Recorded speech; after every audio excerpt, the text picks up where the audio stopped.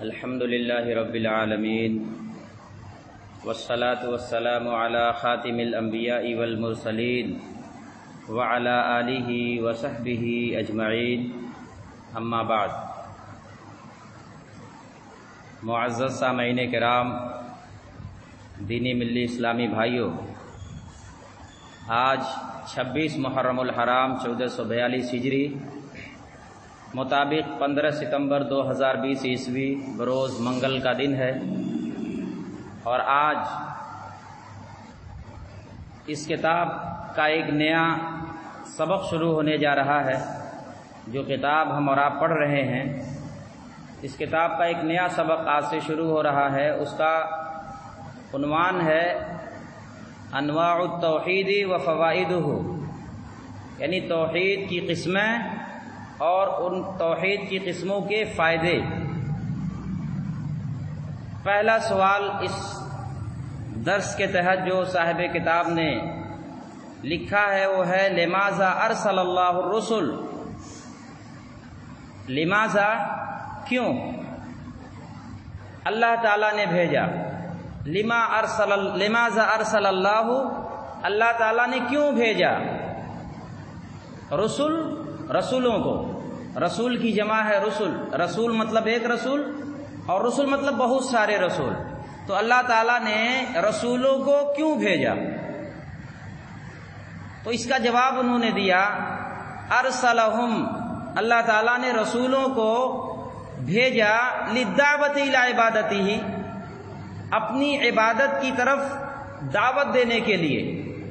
لوگوں کو اللہ کی عبادت کی طرف دعوت دینے کے لیے بھیجا۔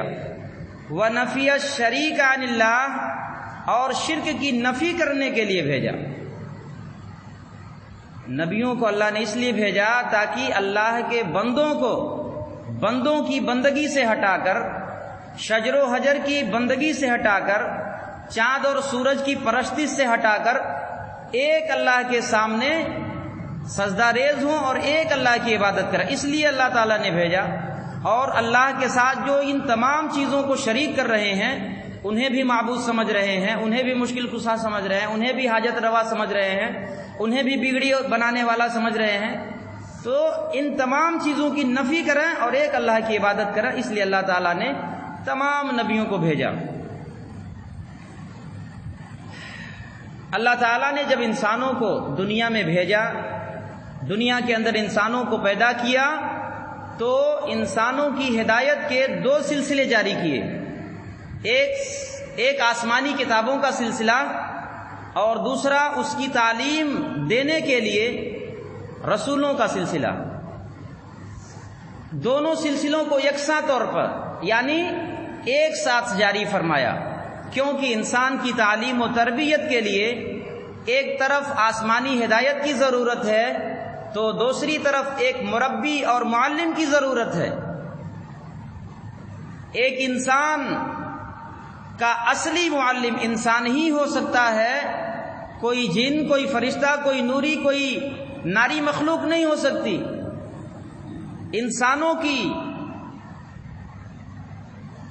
تعلیم کے لیے، انسانوں کی بھلائی کے لیے، انسانوں کو اچھی باتیں بتانے کے لیے ایک انسان ہی بہتر ہو سکتا ہے۔ جب وہ بتانے والا بھی انسان ہوگا، اس کے پاس بھی بال بچے ہوں گے، اہل و عیال ہوں گے، اسے بھی پریشانی لاحق ہوگی، دکھ ہوگا، درد ہوگا، تکلیف ہوگی، اور خوشیاں اور غم اس کے اوپر بھی آئیں گے، تب وہ زیادہ بہتر سمجھ سکتا ہے کہ ایک انسان کی کیا کیا پریشانیاں ہیں، اس کا کیسے مداوع کیا جائے۔ تو ایک انسان کا اصلی مربی اور معلم ہو سکتا ہے، کتاب معلم اور مربی نہیں ہو سکتا۔ اللہ نے اس لیے دونوں کا سلسلہ شروع کیا۔ اللہ نے صرف کتاب نہیں نازل کی، بلکہ اس کتاب کو بتانے کے لیے، اس کتاب کو سمجھانے کے لیے اللہ نے رسولوں کا سلسلہ شروع کیا، نبیوں کا سلسلہ شروع کیا۔ اللہ تعالیٰ نے قرآن مجید کے اندر سورۃ الفاتر کی آیت نمبر 24 کے اندر فرمایا، اِنَّا أَرْسَلْنَاكَ بِالْحَقِّ بَشِيرًا وَنَذِيرًا، اے نبی، ہم نے آپ کو حق دے کر کے خوشخبری سنانے والا اور ڈرانے والا بنا کر کے بھیجا ہے۔ وَإِنَّ مِنْ أُمَّةٍ، اور کوئی امت ایسی نہیں گزری الا خلا فیہا نذیر، جس میں کوئی ڈر سنانے والا نہ آیا ہو۔ دنیا کے اندر کوئی قوم، کوئی امت ایسی نہیں گزری ہے جس قوم کے اندر اللہ نے کوئی نہ کوئی ڈرانے والا، کوئی نہ کوئی نبی اور رسول نہ بھیجا ہو۔ دنیا کی کوئی قوم خالی نہیں ہے، اللہ نے ہر قوم کے اندر ایک ڈر سنانے والا، اللہ کی جنتوں کا اور اللہ کی عذاب کا ڈر سنانے والا اور خوشخبری سنانے والا دے کر کے اس دنیا کے اندر بھیجا ہے۔ اسی کی ترجمانی کرتے ہوئے ایک دوسرے مقام پر سورۃ النحل کی آیت نمبر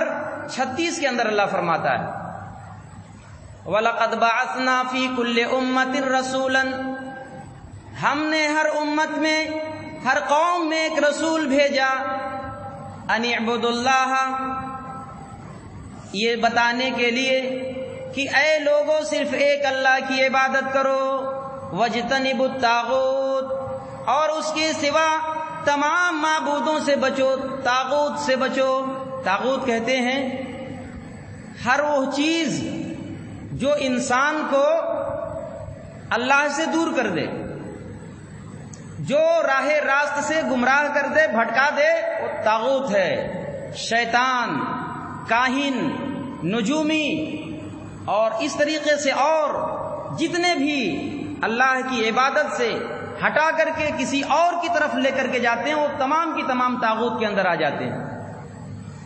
فَمِنْهُمْ مَنْ هَدَى اللَّهُ، تو بعض لوگوں کو تو اللہ تعالیٰ نے ہدایت دے دی، وَمِنْهُمْ مَنْ حَقَّتْ عَلَيْهِ الضَّلَالَةُ، اور بعض لوگوں کے اوپر گمراہی ثابت ہو گئی۔ فَسِيرُوا فِي الْأَرْضِ فَانظُرُوا، تو اے دنیا کے انسانوں تم خود ہی زمین میں چل پھر کر کے دیکھ لو، کیف کان عاقبۃ المکذبین، کہ جھٹلانے والوں کا انجام کیا ہوا۔ رسولوں کو جن جن قوموں نے جھٹلایا، ان کی تکذیب کی، ان کو رسول ماننے سے انکار کر دیا اور اللہ کو ایک الہ سمجھنے سے انکار کر دیا، ان کے اوپر اللہ نے عذاب نازل کیا۔ آج کے زمانے میں بھی بہت سارے آثار اور ان کے نشانات موجود ہیں جن جن قوموں کے اوپر اللہ نے عذاب نازل کیا ہے۔ چاہے شعیب علیہ السلام کی امت ہو، چاہے لوط علیہ السلام کی قوم ہو، چاہے صالح علیہ السلام کی قوم ہو، چاہے ہود علیہ السلام کی قوم ہو، چاہے حضرت موسیٰ علیہ السلام اور فرعون کا واقعہ ہو، تمام کی تمام چیزیں آج بھی موجود ہیں اور دیکھی جا سکتی ہیں۔ اللہ فرماتا ہے کہ چل کر کے دیکھو، وہ جگہیں موجود ہیں، وہاں کے نشانات موجود ہیں، تم اپنی آنکھوں سے دیکھ کر کے مشاہدہ کرو۔ فسیروا فی الارض، ان کے تباہ شدہ آثار دیکھ کر کے بتاؤ، کیا رسولوں کو جھٹلانے والوں پر اللہ کا عذاب نہیں آیا؟ لہذا یہ سمجھنا انتہائی حماقت اور بیوقوفی ہوگی کہ کفر و شرک کا ارتکاب اللہ کی مرضی کے مطابق ہے۔ یعنی بہت سے لوگوں کا عقیدہ ہے کہ جو لوگ کفر کر رہے ہیں، شرک کر رہے ہیں، ان کے حق میں اللہ نے لکھ دیا ہے، ان کی تقدیر میں ایسا لکھا ہوا، اسی لیے اللہ تعالیٰ، اسی لیے یہ دنیا کے اندر اس طرح کا کام کر رہے ہیں۔ حالانکہ یہ سراسر غلط بات ہے۔ اللہ تعالیٰ نے کتاب نازل کی اور اس کتاب کو پڑھانے کے لیے، اس کتاب کو بتانے کے لیے، اللہ کی تعلیمات کو لوگوں تک عام کرنے کے لیے اللہ نے نبیوں اور رسولوں کا سلسلہ شروع کیا، اور ہر امت کے اندر اللہ نے نبی بھیجے، رسول بھیجے، اور اللہ کی جو پیغامات ہیں ان پیغامات کو انہوں نے بتایا۔ اب اس کے اوپر اگر کوئی عمل نہ کرے تو یہ کچھ خود اس کی غلطی ہے، اس کی حماقت ہے، اللہ کے اوپر کوئی الزام نہیں دے سکتا۔ لہذا اللہ تعالیٰ کی رضامندی حاصل کرنے کے لیے پیغمبروں کی پیروی ضروری ہے۔ امام رازی رحمہ اللہ مفسر قرآن ہیں، ایک بڑے عالم دین ہیں۔ اپنی معروف تفسیر رازی کے اندر انہوں نے سورۃ الانعام کی آیت نمبر 91 کی تفسیر میں لکھا ہے، من انکر النبوۃ والرسالۃ،